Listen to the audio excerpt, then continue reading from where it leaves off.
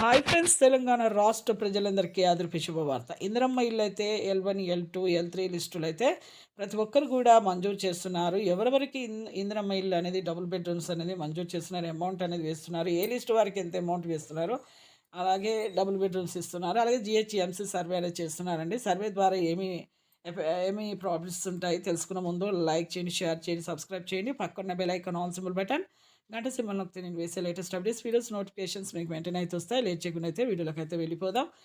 ఇక L1 లిస్ట్‌లో ఉన్న వారికి స్థలము ఉండి ఇల్లు లేని వారికి రూ. 5,00,000 అయితే 4 విడతలకైతే వేస్తున్నారు. అలాగే స L2 లిస్ట్ వారికి స్థలం లేకుండా, ఇల్లు లేకుండా ఉన్న వారికి డబుల్ బెడ్‌రూమ్స్ అయితే మంజూరు చేస్తున్నారు.